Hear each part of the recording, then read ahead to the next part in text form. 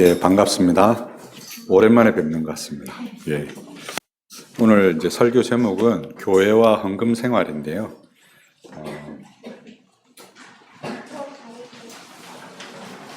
사실 교회에서 헌금에 관한 설교를 참 듣기가 좀 쉽지가 않습니다. 그렇죠?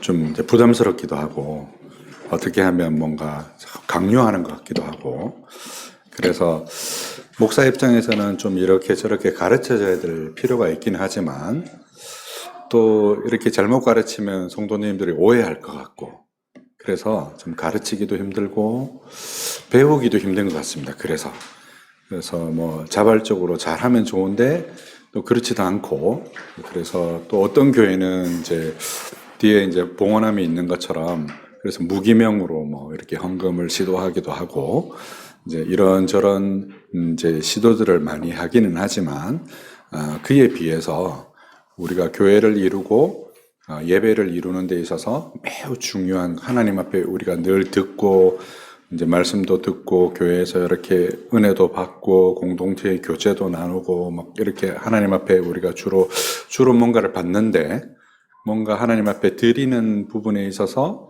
우리가 최선으로 무언가를 하나님 앞에 드린다고 하면 우리가 헌금 생활하는 것이 매우 중요한 부분임에도 불구하고 이 부분에 대한 이제 이렇다 할 가르침을 교회에서 사실은 듣기가 힘듭니다. 여러분 가만히 생각해 보시면 지난 1년간 혹은 지난 10년간 이제 그런 설교를 들어본 일이 잘 없을 테고 또 들었다고 하면 또 이런 경우들이죠. 막 뭔가 쥐어짜내듯이 강요하듯이 뭐 이렇게 하는 설교들을 듣다 보니 이제 이런저런 오해가 많이 쌓여서 이제 설교를 잘 하지 않게 되고 좀 건강한 교회들은 이제 설교를 잘 하지 않게 되고 또 좀 이렇게 문제가 있는 교회들은 그걸로 계속 헌금을 강요하게 되는 이런 이제 문제와 직면해 있습니다. 근데 이제 오늘 이제 설교의 제목이 여러분 보시다시피 교회와 헌금 생활이거든요. 근데 교회가 굉장히 독특한 면이 하나 있습니다. 여러분 어디 가서 열심히 봉사하면 일하고 이러면 회사가 여러분들한테 돈을 주잖아요. 그죠? 우리가 그 돈 받고 회사에서 열심히 일합니다. 그죠? 근데 교회는 굉장히 독특한 게 하나 있는데 열심히 돈 내면서 봉사하는 거죠. 그죠? 내가 돈 내면서 교회에다가 돈을 내면서 가서 막 봉사해. 그죠? 이게 되게 이상한 구조잖아요. 그런 이상한 구조인데 그렇게 하는 이유는 뭐냐면 그 헌금이 없이는 사실은 교회가 성립이 안 되기 때문이죠. 그래서 헌금하는 것에 매우 중요한 문제가 그런 부분에 걸려 있다는 점을 여러분 한번 생각해 보시면 좋을 것 같습니다. 오늘 말씀해 보시면 바울이 이제 이 고린도 교회에 이제 방문하기 전에 뭐라고 말하냐면 너희가 전에 약속한 연보를 미리 준비하도록 뭐 하는 것이 필요하다고요?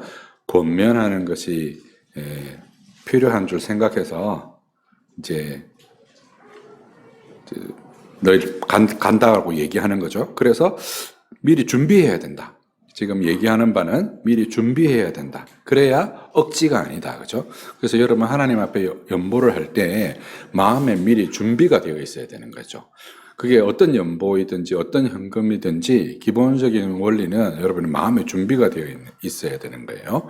그래서 준비가 되어 있어야 되는데 보통 초신자들, 신앙의 연조가 짧으신 분들은 그냥 준비 없이 헌금하십니다. 그죠? 그래서 어떻게 하냐면 그냥 주일날 주머니에 있는 거 그냥 이렇게 대충 털어서 헌금하는데 준비를 해야 되는데 뭘 준비해야 될까요? 이제 먼저는 우리의 마음을 준비해야 되기도 하지만 잘 준비한다는 것은 공동체에 내가 이 헌금을 함으로 이 공동체가 유지가 되잖아요. 그죠? 그러면 그 공동체가 유지되도록 하는 데 있어서 내가 분담해야 될 책임이 무엇인가 하는 것에 대한 이제 준비가 있어야 되는 거죠. 그래서 사실 이제 유럽의 개혁교회들 같은 경우는 어떻게 하냐면 연초에 그걸 다 해요. 준비해서 내가 하나님 앞에 올해는 이렇게 교회를 이렇게 섬기겠습니다. 교회 예산이 연말 되면 그거 하잖아요. 우리가 공동의회를 하잖아요. 그죠? 공동의회를 하면 교회가 지난 1년 동안 예산을 어떻게 썼고 실제로 어떤 부분에 어느 정도의 비용이 발생했고 그리고 이제 뭐 실제로 우리가 뭔가 하나님 나라의 일을 위해서 뭔가를 해야 되는데 거기에 필요한 게 뭐고 뭐 이런 것들이 연말에 그게 전체 교회 회원들한테 세례교인들한테 다 나온단 말이에요. 이제 그걸 받아서 연초에 뭘 하냐면 그러면 내년에는 이제 올해에는 어떻게 내가 하나님의 교회를 섬기겠습니다 하라고 이제 준비하는 거예요. 그죠? 그래서 지금 여기 물론 이제 바울이 여기서 말하는 문맥은 뭐냐면 예루살렘 교회에 헌금할 것, 그 교회의 형편이 어려운 부분에 대해서 헌금할 것을 이제 미리 준비하도록 하는 거예요. 그리고 그게 억지가 안 돼. 그래야 참 연보답고 억지가 아니라고 말하는 거죠. 근데 6절에 보면 이제 이런 말씀이 있어요. 적게 심는 자는 적게 거두고 많이 심는 자는 많이 거둔다 하는 말이로다. 억지가 아니고 미리 준비해야 된다. 근데 원리가 뭐다? 적게 심는 자는 적게 거두고 많이 심는 자는 많이 거둔다. 이게 무슨 말이에요? 바울이 좀 이제 복잡하게 말했지만 무슨 말이에요? 많이 하라는 말이죠. 복잡하게 말했지만 많이 하라는 말이에요. 그죠?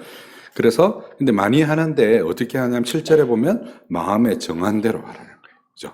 그래서 연초에 그걸 이제 정해서 정한 대로 하는데 인색함으로나 억지로 하지 말라. 인색함으로나 억지로 하지 말고 하나님은 즐겨내는 자를 사랑하니까 즐거운 마음으로 내라 라고 얘기하죠. 근데 이게 참 쉽지 않습니다. 그죠? 막 이렇게 내가 1년의 살림을 살아보면 막 빠듯하거든요. 그죠? 그래서 뭐 우리 집안에 이렇게 저렇게 쓰이는 것도 있고 교육비도 있고 뭐 가정의 경조사도 있고 뭐 부모님께 드려야 될 용돈도 있고 뭐 부동산이나 뭐 이런 집에 들어가는 비용들도 있고 그다음에 집을 장만하기 위해서 내가 저축하는 것도 있고 이러니까 참 하다 보면 이제 점점 줄어들잖아요. 그래서 이제 이런 말을 하는 거예요. 인색함으로 하지 말라. 근데 억지로 하면 안 된다. 즐거운 마음으로 해라. 근데 하나님이 그렇게 하면 많이 심는 자에게 많이 부어 주실 것이다. 이렇게 말하는 거죠. 근데 이렇게 권면을 했지만 이게 제가 말씀드렸다시피 참 어려운 거거든요. 어려우니까 잘 안 돼요. 잘 안 되기도 하고 그렇게 교회에 헌금을 하는 게 쉽지 않습니다. 그죠? 그래서 제가 데살로니가 전서 5장 12, 13절의 말씀을 가지고 온 거예요. 즐겁게 내라고 했는데 그럼 어떻게 즐겁게 낼 것인가? 그걸 바울이 여기서 말을 안 했어요. 그죠? 고린도 후서에서는 즐겨내는 자를 사랑한다라고만 했지 어떻게 즐겁게 낼 것인가에 대해서 말을 하지 않았어요. 그죠? 즐겁게 내는 법에 대해서 제가 말씀드리려고 해요. 그리고 그게 교회를 이루는 데 있어서 얼마나 중요한지에 대해서 말하려고 하는 겁니다. 오늘 이제 고린도 데살로니가 전서 5장 12, 13절에 보면 이제 이렇게 얘기해요. 형제들아, 우리가 너희에게 구한다. 이게 구한다가 동사예요. 여기 주동사가 구한다예요. 달리 말하면 부탁한다. 내가 너희에게 요청한다. 이게 주동사입니다. 그리고 제가 그 밑줄을 2개 꺼놨죠. 알고 여기며 여기 이제 제가 나누어 된 프린터물에 보면 알고 여기며 밑줄을 2개를 꺼놨어요. 그죠? 이 알고 여기며가 부정사예요. 영어 공부 좀 하신 분들은 이제 그 준동사라 그러죠. 뭘 지금 꾸미냐면 구하는 거를 꾸미는 거예요. 알아야 된다. 첫째 알아야 된다. 두 번째 여겨야 된다. 이 얘기를 하는 거예요. 이 즐겁게 내는 비결에 대해서 이제 말씀드리니까 첫 번째 뭘 알아야 됐냐면 너희 가운데서 수고하고 너희를 다스리며 권하는 자를 알아야 된다 이거예요. 3가지를 얘기했어요. 그죠? 뭐에 대해서 얘기했어요? 너희를 위해서 수고하고 그 다음에 너희를 다스리며 너희 권하는 자를 알아야 된다 그랬어요. 여러분 이거를 적극적으로 아셔야 돼요. 누구를 가리키는 것 같아요? 목사님 가르치는 거예요. 오늘날 목사님을 가르치는데 여러분 적극적으로 아셔야 돼요. 근데 교회에 오면 보통 초신자들은 어떻게 하면 내가 목사에게 사랑을 받을까? 목회자에게 인정을 받을까? 참 목이 말라 있거든요. 가정은 이렇습니다, 여러분. 아까 전에 교회 구조가 좀 이상하다 그랬잖아요. 교회에다가 막 돈 많이 내면서 봉사한다고. 여러분, 가정은 부모님, 특별히 이제 누가 돈을 벌어요? 부모님이 돈을 벌죠. 예전 같으면 아버지가 돈을 버는데 요즘은 이제 어머니들도 돈을 많이 버세요. 그죠? 그래서 이 사랑이 어떻게 되냐면 내리사랑이 돼요. 그죠? 엄마, 아빠가 돈 벌어서 그걸로 자녀들을 훈육하고 훈육에 필요한 비용들을 이러죠. 그죠? 가정은 일반적으로 그런 구조를 가지고 있어요. 그죠? 근데 교회는 굉장히 독특한 구조를 가지고 있습니다. 여러분을 위해서 수고하고, 여러분을 다스리고, 여러분을 권하고 가르치는데 그분이 여러분이 내는 헌금으로 생활 받아요. 그죠? 구조가 완전히 반대예요. 그러니까 여기에서 무슨 문제가 발생하냐면, 아니, 내가 교회에 이렇게 저렇게 막 헌금했는데, 나를 이렇게 대접해? 말하는 경우가 생기는 거예요. 그래서 막 시험 드는 경우들이 생기는 거예요. 그죠? 근데 잘 생각해 봐봐요. 여기 뭘 얘기하고 있냐면 지금 바울이 너희를 다스리며 너희를 권한다고 그랬잖아요. 그죠? 수고도 수고인데 다스리며 권하는 거에는 여기 말하는 권면하다는 말은 달리 번역하면 훈계하다고라고도 번역할 수 있어요. 근데 여러분 훈계 받는 거 좋아하세요? 누가 여러분 막 가르치려고 드는 거 별로 안 좋아하잖아요. 그죠? 그런 말 들으면 기분 나쁘죠? 막 내가 뭐 해야 되는데 나한테 뭐 이렇게 이래라 저래라 하는 거 잘 안 하잖아요.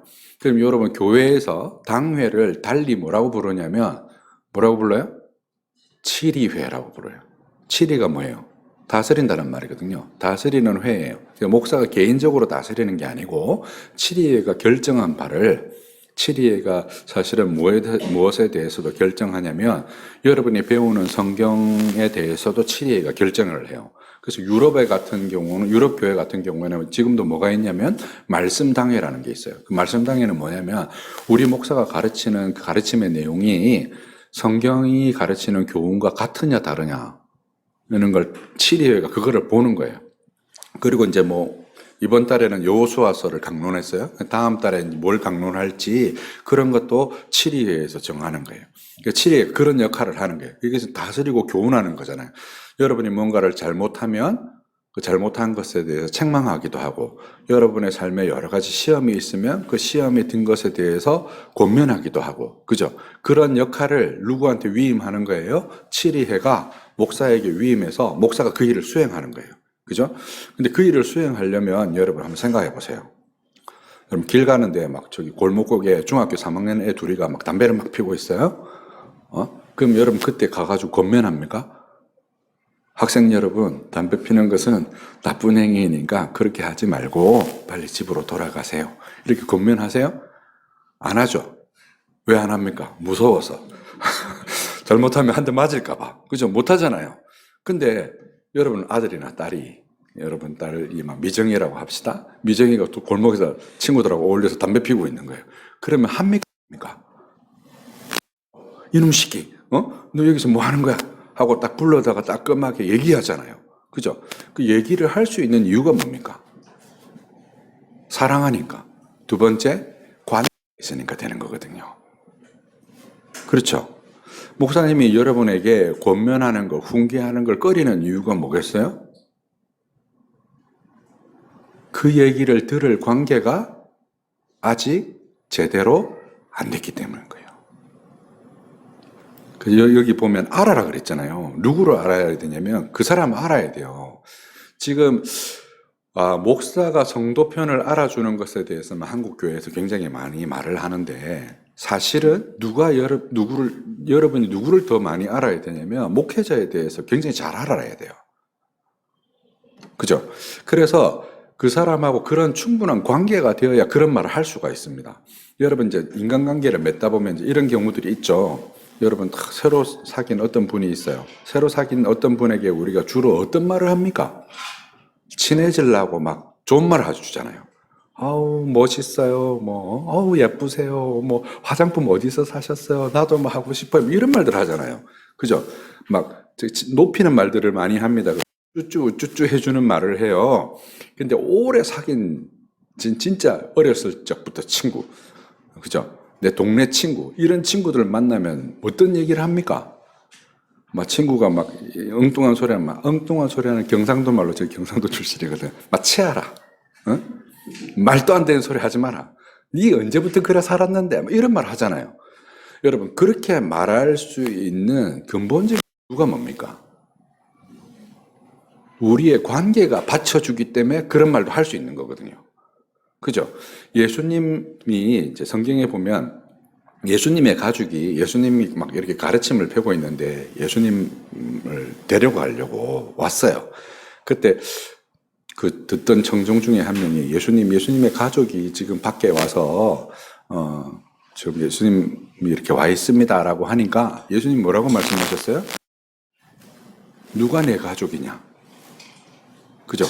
하나님 나라의 말씀을 듣는 너희가 내 형제고 내 가족이다. 이렇게 말하거든요. 근데 한번 생각해 보세요. 그게 그냥 슬로건이지, 실제로 여러분 교회에서 목사와 여러분 공동체가 여러분이 피를 나누는 형제보다 더 가깝습니까? 물어볼게요. 더 가까워요? 안 가깝죠? 더 가까워야 된다. 이 말이에요. 더 가까워야 목사가 뭘 할 수가 있냐면 훈계를 할 수가 있어요. 그냥 한 번 막 외치는 거, 예전에 이제 구약 성경에 보면 여러 선지자들이 있잖아요. 선지자들이 왜 광야에서 외쳤겠어요? 광야에서 왜 외쳤겠어요? 도시에서 외치면 돌 맞거든요. 그 도심 한 곳에서 외치면 돌 맞아요. 그 예레미야 같은 경우 그래서 막 잡혀가지고 구덩이에 막 던지고 이러잖아요. 그런 말을 외치는 게 하나님의 음성인데 그 듣기 싫어했거든요. 그죠? 그러니까 뭐 어디서 외치냐면 광야에서 외치는 거예요. 그래서 하도 안 들으니까 뭐라고 얘기해요? 광야의 소리를 들어라. 응? 이렇게 얘기하잖아요. 저기 멀리 있는 타국에다가 막 예언하는 거예요. 왜 타국에다 예언하겠어요? 타국 사람 들으라고? 거기 있지도 않은데. 진짜 청중은 누구겠어요? 지금 이 이스라엘 백성이거든요. 근데 먼 나라 보고 얘기하는 거예요. 우리도 그런 일 생기잖아요. 부부 간에 갈등 생기고, 뭐, 문제 생기고 이러면 막 옛날에 동네에서 막, 아이고, 동네 사람들. 아이고, 동네 사람들. 우리 남편이 세상에 내상에 이러면서 막 동네 사람들은 다 얘기하잖아요. 왜 거기다 얘기해요? 부부끼리 얘기하지. 안 들으니까. 그죠? 그런 얘기를 이제 들으면 좋은데 안 들으니까 이제 하는 수 없이 그렇게 한 거잖아요. 근데 우리가 예수님이 오시고 이제 우리가 에베소서를 통해서 우리가 이제 배운 바가 뭐예요? 우리 사이에 막힌 담이 허물어졌단 말이에요. 그죠? 그래서 피를 나눈 형제보다 더 가까워졌단 말이에요. 그죠? 그래서 진짜 공동체고 형제고 가족이고 이런데 여전히 막 그 말씀 듣는데 대면대면한 거예요. 제대로 들을 수가 없는 거야. 조금 막 그렇게 막 치는 설교 같은 거 하면 나를 겨냥해서 설교하냐 뭐 이래 되는 거예요. 그러니까 이제 목사가 얘기를 못 하죠. 그러니까 좋은 말만 하는 거예요. 그래서 어떤 친구 같으냐면 막 처음 만난 지 며칠 안 돼갖고 막 우쭈쭈 해주는 친구 같은 거예요. 교회가 그러면 그게 진정한 가족이 되겠습니까? 그죠? 그리고 한번 생각해 보세요. 그렇게 해서 애들이 큽니까? 여러분 가정에서 아이들을 키울 때 남의 집에는 다 어떻게 해요? 아이고 예쁘다 하고 용돈 주고 막 이렇게 하지만 우리 집에는 어떻게 합니까? 이놈 새끼 똑바로 안 해 하고 뭐 공부 안 한다고 뭐라 하기도 하고 막 이렇게 하고 야단치고 저래 훈육하고 하잖아요. 왜 합니까? 관계가 되어 있으니까 하는 거거든요. 그죠? 그리고 걔들을 그렇게 사랑하니까 하는 거예요. 그래서 알아야 된다고 지금 얘기하는 거죠. 여러분 알아야 애정이 생기고 애정이 생겨야 하나님 앞에든 교회 앞에든 즐겁게 내려는 마음이 생기는 거예요. 그죠? 여러분 자녀가 여러분 배 아파서 난 자녀를 사랑하니까 그 사랑하는 자녀를 위해서 내 모든 것을 내줘도 안 아깝잖아요. 그래서 애들을 위해서 그렇게 돈을 쓰는 거거든요. 그죠? 근데 교회에 헌금하는 거는 이제 잘 모르니까. 잘 모르면 당연히 어떤 순위로 가게 돼 있어요? 후순위로 가는 거예요. 당연히 모르는데 어떻게 선순위에 있습니까? 모르는데 앞으로 갈 수가 없거든요. 알아야 된다는 거예요. 세 가지를 알아야 되는 거예요. 그들이 수고하는 걸 알아야 되고. 그죠? 그리고 너희를 어떻게 다스리며, 너희를 어떻게 권하는지에 대해서, 훈계하는지에 대해서 알아야 돼요. 그러니까 들을 준비가 돼야 되는 거죠. 그렇게 관계를 누구 편에서 만들어야 돼요? 목사 편에서 못 만듭니다, 이 관계를. 왜냐면 돈을 누가 내요? 성도들이 내니까 목사 편에서 못 만드는 거예요. 목사님 약자입니다, 약자. 강자가 아니에요. 목사가 강자가 되는 대형 교회들은 목사가 막 힘이 세거든요. 이상한 교회예요. 잘못된 교회입니다. 교회가 정상적이지 않습니다. 정상적이라면 말씀 수종드는 자는 우리 중에 제일 낮은 자여야 돼요. 섬기는 자로. 예수님도 그렇게 말씀하셨잖아요. 너희 중에 으뜸이 되고자 하는 자는 뭐 하는 자여야 한다고요? 섬기는 자가 되어야 된다. 오늘 여기도 뭐라고 얘기합니까? 수고한다 그랬어요. 수고. 뭘로 수고합니까? 말씀으로 여러분에게 수고할 뿐만 아니라 그 말씀이 진실되도록 실제로 모범으로 보여야 되거든요. 그죠? 그렇게 수고하는 거예요. 그 부분에 대해서 여러분이 충분히 알아야 되는 거예요. 목사님이 알아서 하겠지. 일주일 동안 막 목사님이 이렇게 저렇게 알아서 하겠지가 아니라 여러분 그걸 충분히 알아야 되는 거예요. 잘 아셔야 돼요. 여기서 알라는 동사는 사실은 히브리 말에 이제 알다는 동사는 이제 야다라는 동사인데 이게 이제 신약 성경에 보면 마리아가 이런 말을 해요. 내가 남자를 알지 못하거든. 어떻게 나에게 이런 일이 있겠습니까? 이제 수태고지를 들었을 때 그렇게 얘기하잖아요. 여러분 마리아가 남자를 몰랐겠어요? 아빠도 남자고 오빠도 남자고 주변의 동네 사람들도 다 남자인데 여기서 알다는 말은 성적인 경험으로 알다 이런 뜻이에요. 그런 의미가 있어요. 그럼 여러분 부부지간은 아무도 모른다 그랬잖아요. 누구만 안다고요? 당사자들만 안다고. 그죠? 그런 알을 말하는 거예요. 하나님을 우리가 안다라고 말할 때 하나님에 대해서 우리가 그렇게 아는 거죠. 그래서 우리가 하나님을 이웃에 설명하기 어려운 이유도 사실은 그런 부분이에요. 그죠? 근데 그럴 정도로 알아야 된다는 거예요. 누구에 대해서? 가르치는 자들에 대해서. 훈계하는 자들에 대해서, 여러분을 다스리는 자들에 대해서. 그래야 다스림이 성립이 되잖아요. 우리나라 법은 법으로 막 강제해서 여러분이 막 죄지면 감옥에다 넣지만 교회는 그게 안 돼요. 그렇죠? 교회는 그런 구조로 안 되어 있다면. 근데 여러분이 그 다스림에 복종한다고 하면 그 복종을 누구 편에서 시작해야 가능한 것입니까? 여러분 편에서 시작을 해야 가능한 거지. 목사가 니네 복종해야 돼 라고 한다고 복종이 됩니까? 그게 안 되거든요. 그죠? 그래서 교회의 기본적인 원리는 헌금만이 아니라 기본적인 모든 예배의 기본적인 원리가 거기에 있는 거예요. 우리가 자원함으로 하는 거예요. 하나님이 우리를 다스리시는 방법이 그런 것이다 말이에요. 하나님 나라가 우리 가운데 임재하는 방식이 그런 것이다 하는 거예요. 두 번째 부정사가 있어요. 여기다 이렇게 돼 있어요. 그죠? 여기다가 뭐냐면 그 역사로 그들의 역사로 말미암아 이게 수고하는 자 말씀 사역자들의 역사로 말미암아 사랑 안에서 어떻게 해요? 가장 귀하게 여기다 이렇게 얘기해서 가장 귀하게 여기다. 여기 가장 귀히 되어 있는 이 단어가 그 밑에 보면 제가 나눠진 원고 일면 맨 하단에 보면 그 SNK라고 된 세 번역이거든요. 그 세 번역에 보면 그들을 극진히 존경하십시오 이렇게 되어 있어요. 극진이라는 동사가 헬라어로 휴페릭소라는 단어인데요. 세 가지 의미가 있어요. 그 2페이지로 넘어가시는 거예요. 에베소서 3장 20절에 이 휴페릭소라는 단어가 나오는데 더 넘치도록 능히 하시리에게에서 더 넘치도록이라는 단어가 이 휴페릭소예요. 그러니까 극진히 가장 귀히라는 말은 더 넘치게 하라 이 말이에요. 더 넘치게. 그죠? 풍성하게. 영어 성경에는 abundantly 이렇게 되어 있어요. 풍성하게라는 의미로 번역이 가능하고요. 그 다음에 데살로니가 전서 3장 10절에 주야로 심히 간구함은 너희 얼굴을 보고 너희 믿음의 부족함을 온전케 하려 함이라고 했을 때 주야로 심히 간구함은이라고 할 때 이 심히가 진지하게라는 단어예요. 똑같은 단어예요. 휴페릭소라는 단어예요. 그래서 이제 우리가 목회자를 대할 때 이렇게 풍성하게 또 진지하게 그리고 이제 데살로니가전서 오늘 저와 여러분이 함께 읽은 여기에 보면 가장 귀하게 very high 그죠? very high 혹은 highest 영어의 최상급이죠. 그죠? 극진이라는 표현. 네.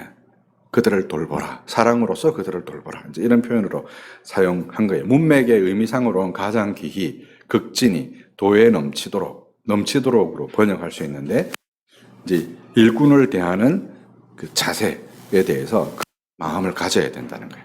그럼 학교 다닐 때 그런 경우 있을 거예요. 저도 있는데 저는 이제 독일어 선생님 되게 싫어했습니다. 제가 독일어 성적이 좋았을까요? 나빴을까요? 나쁘죠. 역사 선생님을 되게 좋아했어요. 국사 선생님. 국사 성적이 좋았을까요? 나빴을까요? 좋죠. 여러분, 사랑하면 어떻게 됩니까?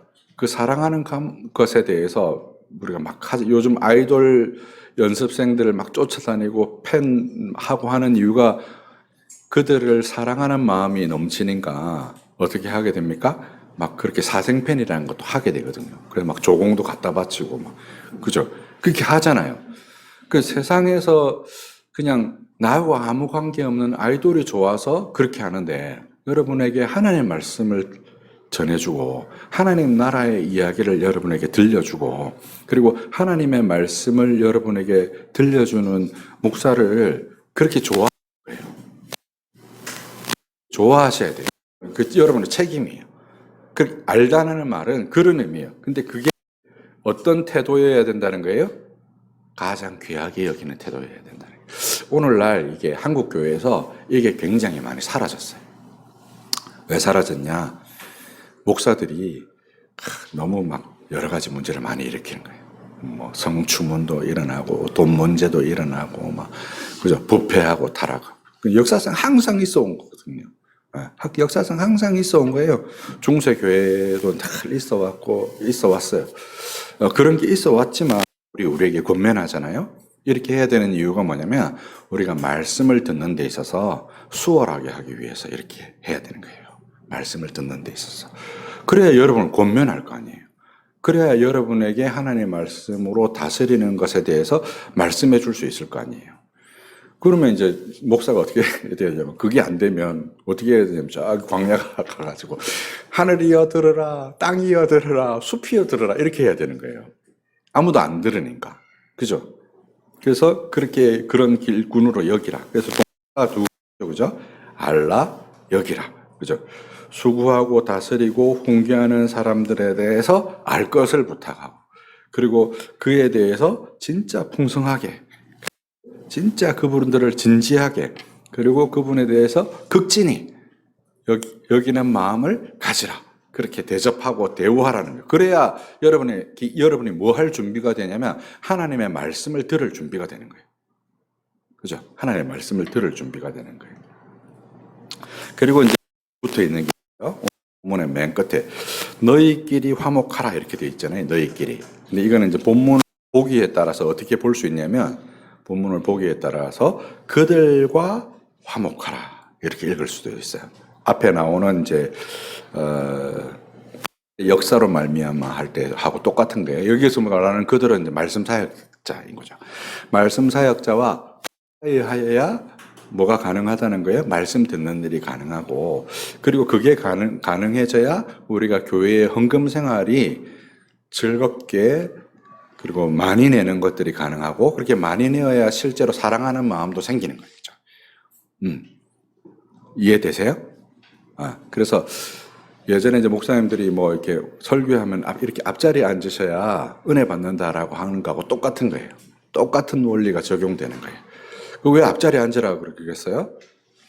설교에 더 집중할 수 있도록 앞자리에 앉으라고 하는데 앞자리에 앉는 게 무슨 의미가 있겠어요? 그 말씀을 듣는데 앉아가지고는 아이고 니나 잘하세요 속으로 이렇게 생각하고 있으면 그게 무슨 의미가 있겠어요? 아무 의미가 없거든요.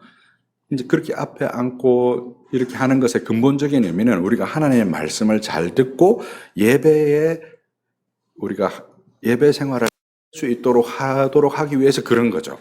여러분 다시 원고 4페이지에 가 보시면 이제 제가 속한 교단은 합신교단인데 여기 이제 교단이 좀 다르지만 장로교회는 기본적으로 다 비슷해요. 헌법이. 제가 그게 헌법을 이제 교회 정치, 그다음에 교인 그리고 제 2조에 교인의 의무를 이렇게 제가 거기 기록해 놨어요. 헌법에서 가지고 온 건데 대동소이합니다. 이렇게 되어 있어요. 1. 모든 예배와 기도회와 각기 관련한 집회에 출석할 것. 그래서 이제 성경 구절이 나오죠. 10장이 나오는데 모이기를 패하는 어떤 사람들의 습관과 같이 하지 말고 라는 말씀이 이 부분이에요. 집회에 출석하는 것이 교인의 의무라는 거예요. 왜 출석해야 될까요? 하나님 말씀을 들어야 되니까. 우리가 일주일에 TV 보는 뭐 못해도 한 서너 시간 될 거예요. 그죠? 일상적인. 그리고 직장 생활하면서 뭐 이렇게 저렇게 쓰는 시간이 굉장히 많아요. 그죠? 직장생활 하루에 8시간이라고 생각하면 주간에 한 40시간 가까이 되거든요. 근데 실제로 우리가 하나님을 예배하기 위해서 쓰는 시간은 얼마 안 되거든요. 그죠? 그러면 그 얼마 안 되는 시간으로 그 많은 시간을 보내는 세상의 원리를 대체해야 되잖아요. 그죠? 질적으로 대체해야 되는 거예요. 그렇게 질적으로 대체가 되려면 이런 농밀한 관계야만 질적으로 대체가 되는 거예요. 출석하는 것도 중요한데 출석하면서 진짜 가기 싫어. 가기 싫은데 눈치 보여서 가. 이러면 그 출석이 무슨 의미가 있겠어요. 그죠? 그 헌금만 즐거워하는 마음으로 자원함으로 즐겨내는 것이 아니라 모든 집회에 관한 출석도 이렇게 즐거움이 돼야 되는 거죠. 그렇게 즐거움이 되려면 우리가 그런 관계에 있어야 되는 거예요. 목사님하고 관계가 좋고 성도님들하고 대체로 관계가 좋아야 가기가 즐겁죠. 그런 데는 가지 말라고 모이거든요. 여러분 세상에도 그런 모임 있지 않아요? 여러분 여러 동호회도 있을 테고 동창 모임도 있을 거고 초등학교 동창, 중학교 동창, 고등학교 동창, 대학 동창 이렇게 있을 거예요, 그죠?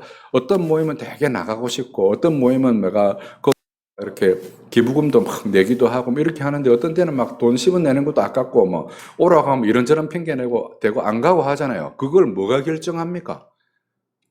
즐거워하는 것들이 결정하잖아요. 그죠? 그러면 우리가 하나님 말씀 듣고 우리가 우리의 영생과 우리의 내세의 삶과 이 생에서의 행복과 삶을 결정하는 이 부분에 있어서 얼마나 이게 더 중요하겠어요. 그러니까 당연히 교인의 의무이기에 앞서서 이 의무를 어떻게 행해야 된다는 즐거움으로 행해야 된다는 거죠. 그게 2번이 거룩한 단합과 교회의 발전에 협력하는. 우리가 거룩하게 연합되어 있거든요. 그렇죠? 교회의 발전에 협력하고 믿음과 사랑으로 행하여서 하나님을 영화롭게 한다. 하나님을 영화롭게 한다는 것은 여러분 서울대 합격, 우리 아들이 서울대 합격했어요. 내가 올림픽에서 금메달을 땄어요. 내가 직장에서 무슨 상을 받았어요. 이런 게 하나님을 영화롭게 하는 게 아니고요. 여러분 요한복음에 보면 예수님이 그 때에 대해서 자꾸 얘기하거든요. 내 때가 아직 이르지 아니하였나이다. 아버지께서 나를 영화롭게 하신 것처럼 내가 아버지를 영화롭게 하오니 이런 말씀을 계속 하세요. 그 때가 무슨 때냐면 예수님이 십자가 지실 때거든요.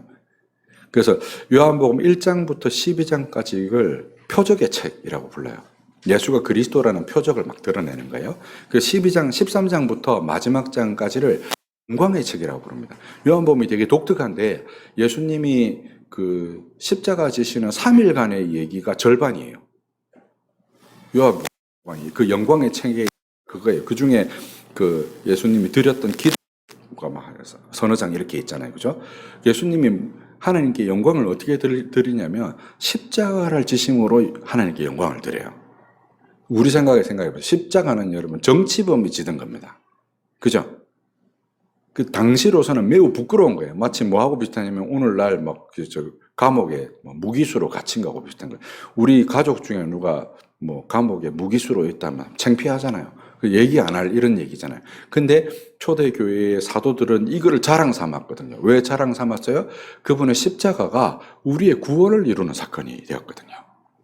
그래서 예수님도 그걸로 영광을 돌리신 거예요. 그럼 다시 한번 생각해 봅시다. 우리가 하나님께 영광을 돌린다. 어떻게 해야 될까요? 예수님이 그렇게 이루신 그 구원이 내 삶에 적용되어서 나도 그분을 닮아서 살아가게 되는 게 내 삶에서 구원이 점점 더 가까워지는 게 영광을 드리는 거잖아요. 그래서 내가 서울대 가고 이게 영광이 아니라 내가 구원에 점점 더 가까워지는 게 영광이에요. 그렇게 구원에 점점 더 가까워지려면 어떻게 해야 될까요? 구원의 기관인 교회에 여러분이 잘 붙어 있어야 되는 거예요. 칼뱅은 교회를 뭐라고 했냐면 어머니라고 그랬어요. 어머니.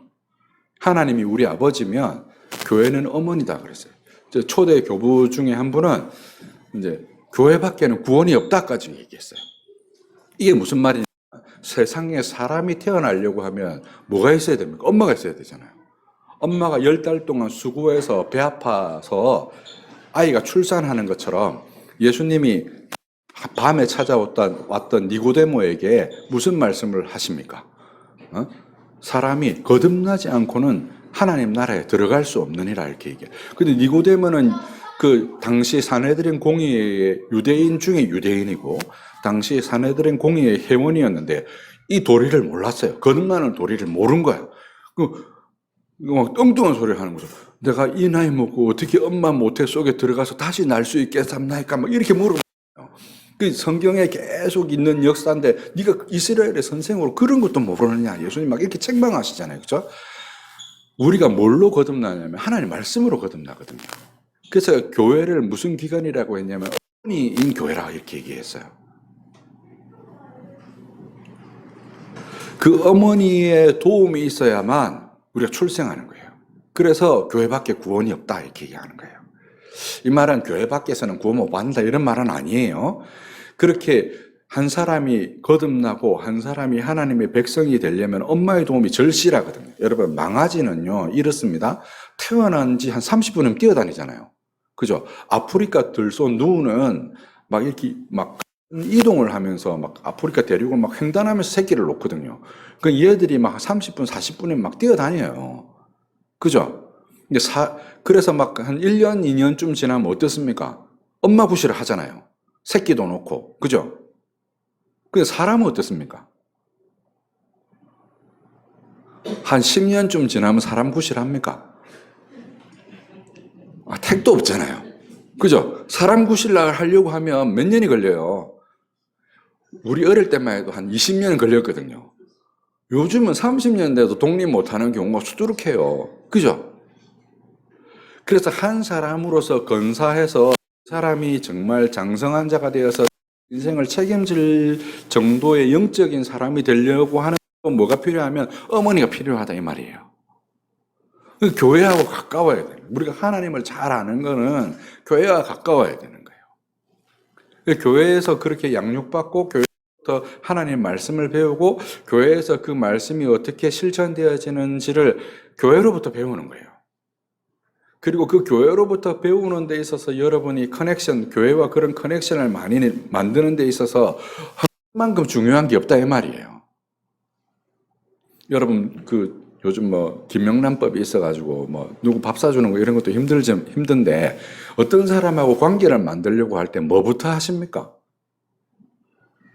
같이 밥 먹자 얘기부터 하잖아요. 그죠? 그래야 관계가 시작되거든요.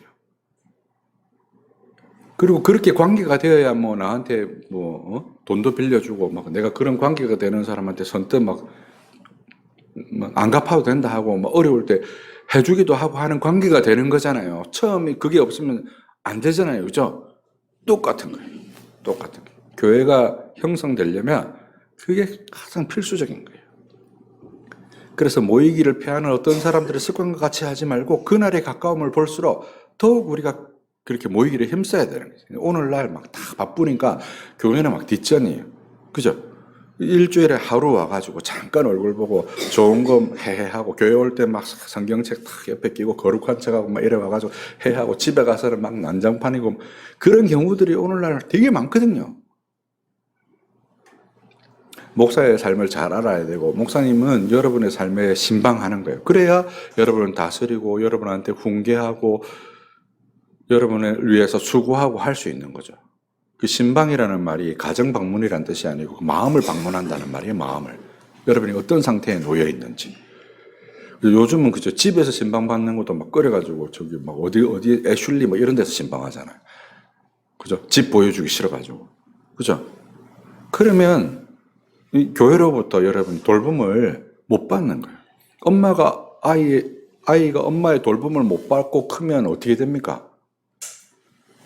건강하고 정상적으로 커요, 안 커요? 못 크잖아요. 그죠?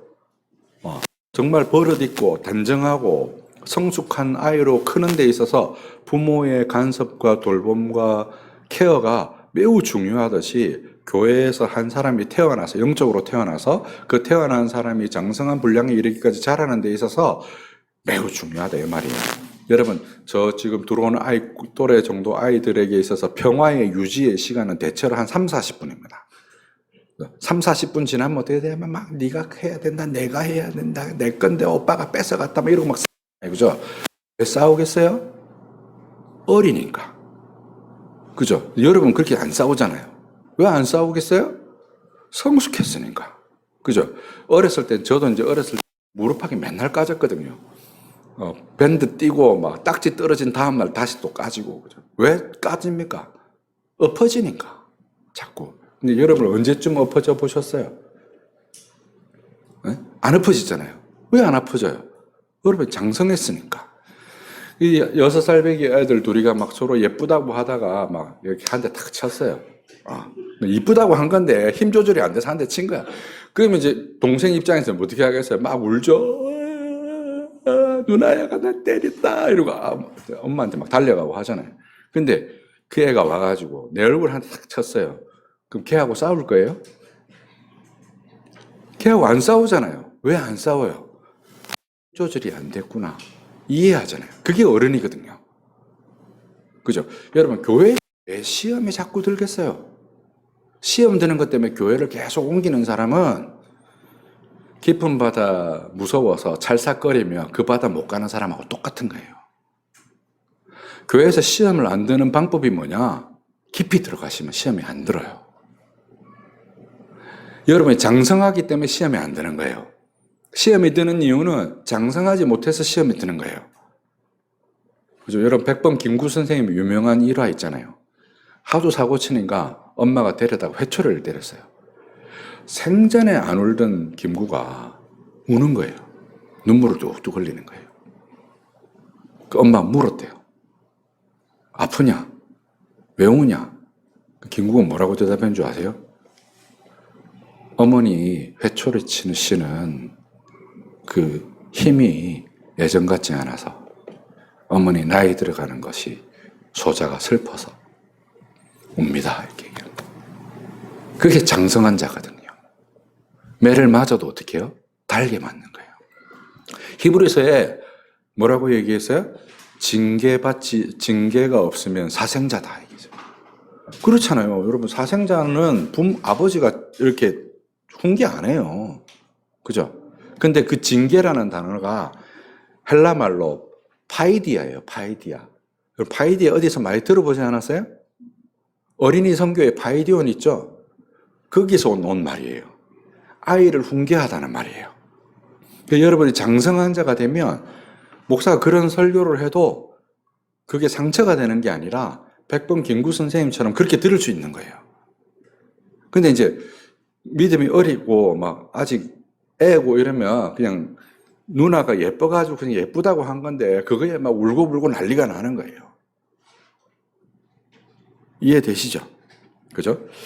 세 번째, 자기와 자신의 소유 전부를 하나님의 것으로 알고 자원하는 마음으로 헌금하며 교회와 복음 사역을 위해서 물질로 협력하는 거예요. 이게 이제 이런 거죠. 내 마음 그리스도의 집이라는 책이 있어요. 이게 별로 어렵지도 않은 책이에요. 여러분 책 사시면 사시는 게 좋은데 사실은 서점에 가면 앉아서 그 자리에 읽을 수 있는 책이에요. 여기 보면 이제 어떤 얘기가 나오냐면 예수님을 처음에 어떤 사람이 어디에 모시냐면 응접실에 모셔요.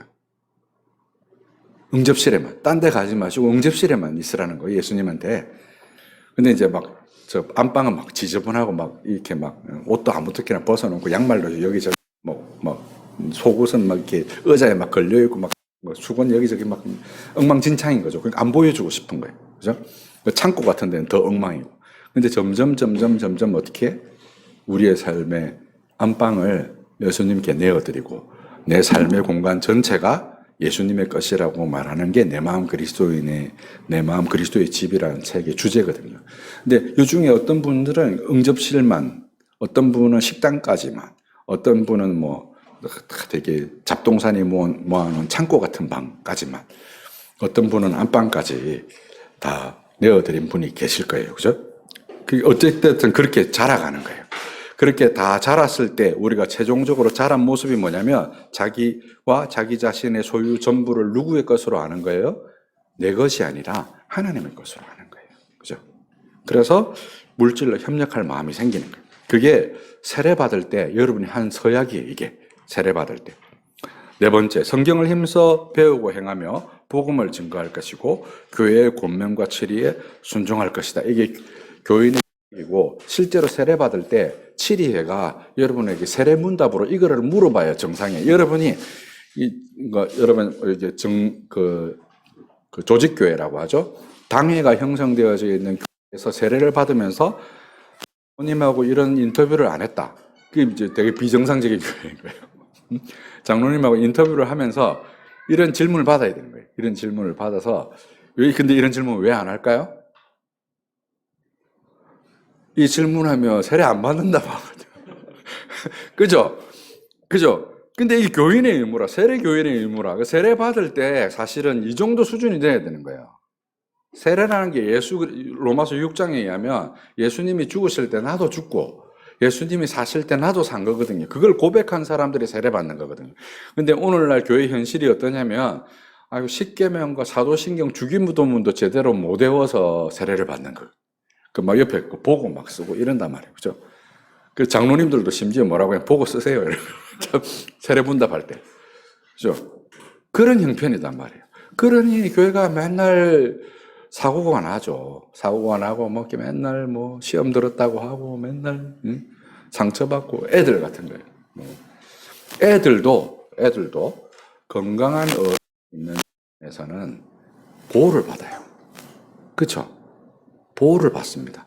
건강한 교회에서는 그렇게 중생한 사람들도 보호를 받습니다. 예전에 낮은 울타리라는 신상한 씨가 낸 그 책에 되게 인상 깊은 내용이 있어요. 제가 그래서 지금도 기억하는 내용인데 어떤 내용이냐면 학교에 이렇게 울타리가 있는데 애들이 울타리가 있을 때는 운동장 이쪽 끝에서 저쪽 끝까지 막 다 놀더라는 거예요. 실험으로 운동장에 울타리를 이렇게 치웠대요. 울타리를 치웠더니 애들이 어떻게 되냐면 울타리 끝쪽으로, 가쪽으로는 가서 안 놀고 가운데 모여서 놀더라는 거예요. 여러분, 교회는 울타리입니다, 울타리. 가정이 울타리듯이 가정이 아이들이 실수하고 실패하고 넘어져도 그걸 용납해 주잖아요. 그래서 어떻게 하도록 합니까? 마침내 장성한 분량에 이르도록 자라도록 하는 거잖아요. 교회도 여러분 똑같아요. 어머니와 같아서 여러분이 교회에서 실수하고 뭐 시험도 들고 시험 들어서 목사님 찾아가서 얘기도 하고 그걸 해결해야 되거든요. 해결하면서 성장하는 거거든요. 그러려면 사역자를 잘 알아야 돼요. 근데 그게 안 되는 거예요. 안 되는 거예요. 그러니까 이제 목사는 이제 여러분 눈치를 봐야 돼요. 그죠? 눈치를 보면 어떤 일이 벌어지냐. 그런 얘기를 할 수 없게 되는 거죠. 자, 마지막으로. 여러분, 제가 교회 수입 지출 분류표라는 거 아마 드렸을 거예요. 거기 보시면, 이제 지출, 오른편은 이제 수입이니까 헌금과 관련된 수입이겠죠. 여러분이 헌금하신 건데, 거기 이제 사용되어지는 게 예배와 교육과 구제와 선교와 사무와 뭐 예배당 관리와 관련된 것들로 사용되어져요. 근데 보면 여기 이제 목사의 생활비, 목사가 교육받는 거 도서비나 그 외부 강사의 사례나 성례와 관련된 게 다 무엇에 들어가 있습니까? 예배에 들어가 있어요. 그렇죠? 왜 예배에 들어가 있을까요?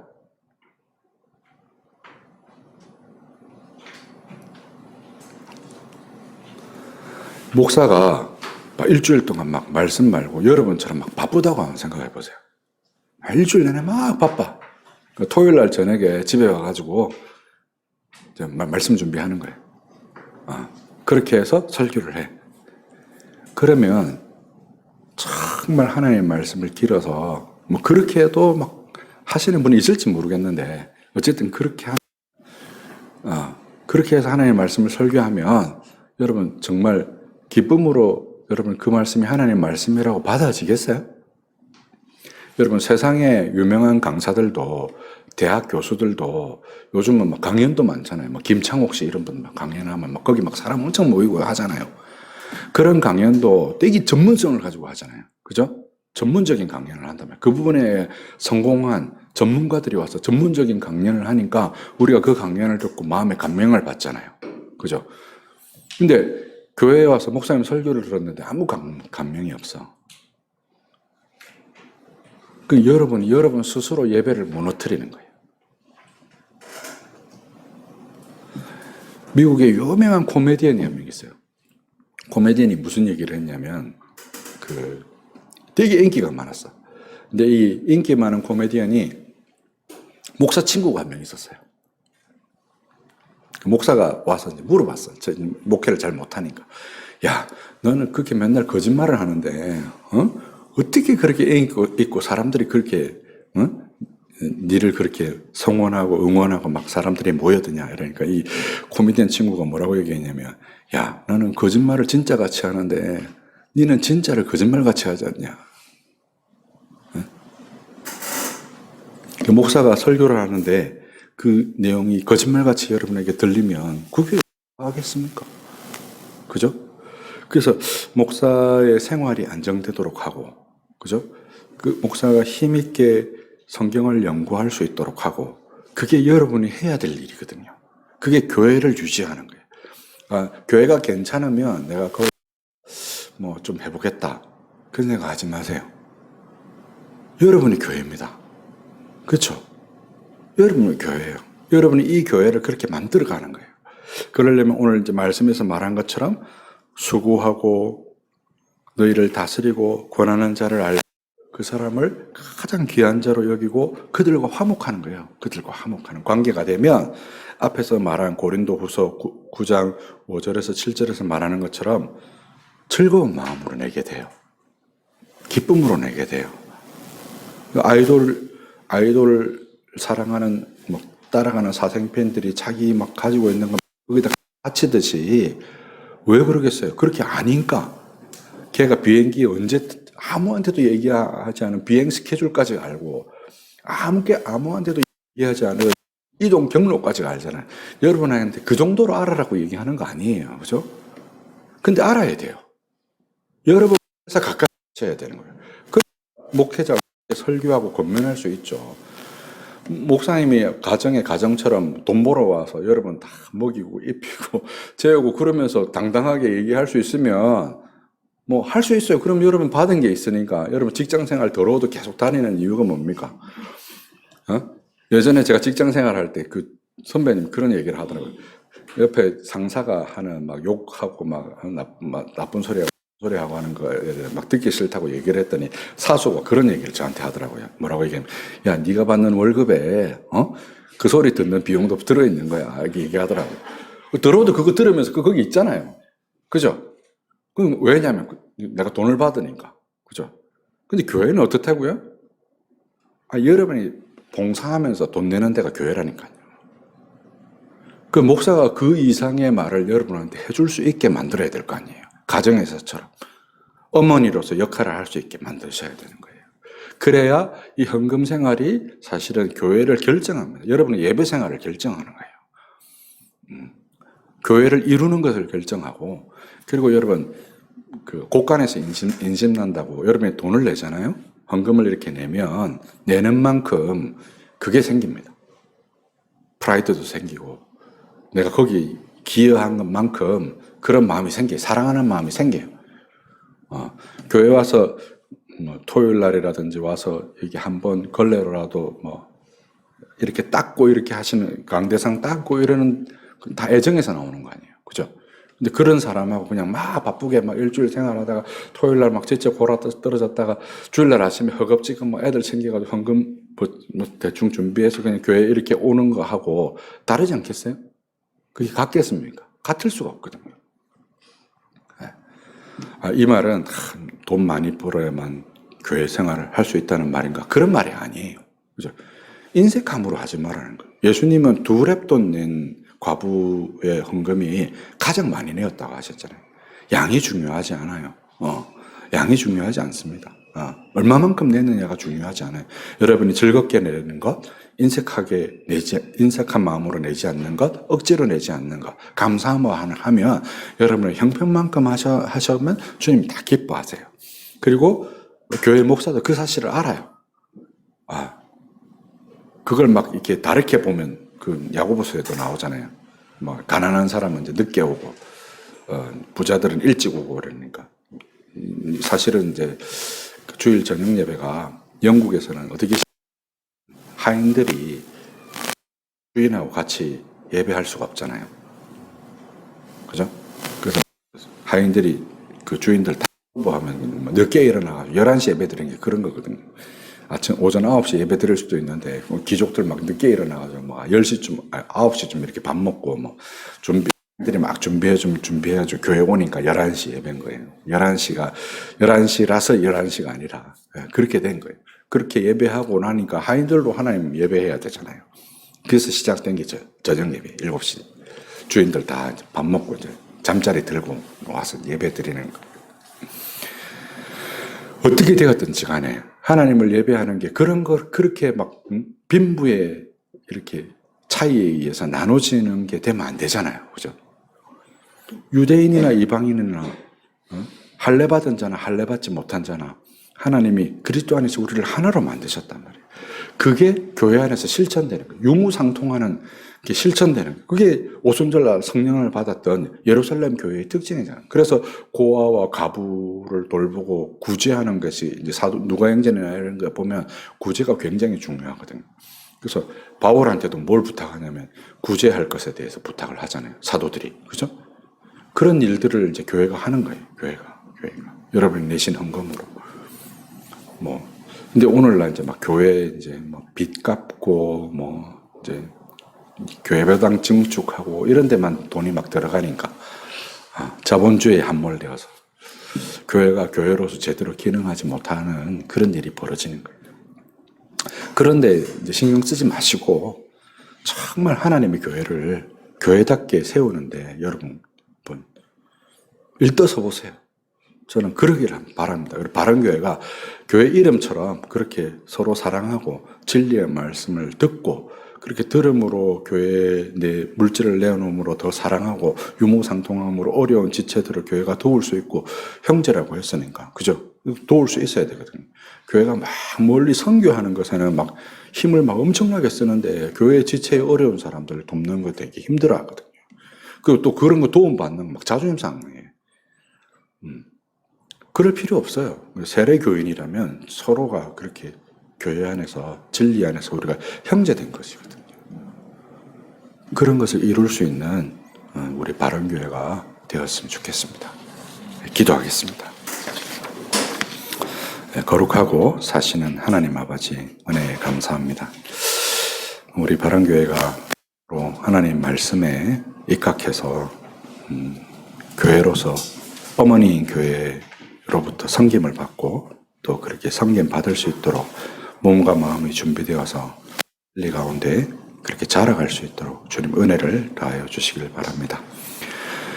이 교회를 섬기는 목사님과 또 직분자들과 여러 성도님들이 합심하여 하나로서 진짜 주님께서 이루시고자 하셨던 교회의 모습을 이루어가는 기쁨이 날마다 자라갈 수 있도록 축복하여 주시기를 소원합니다.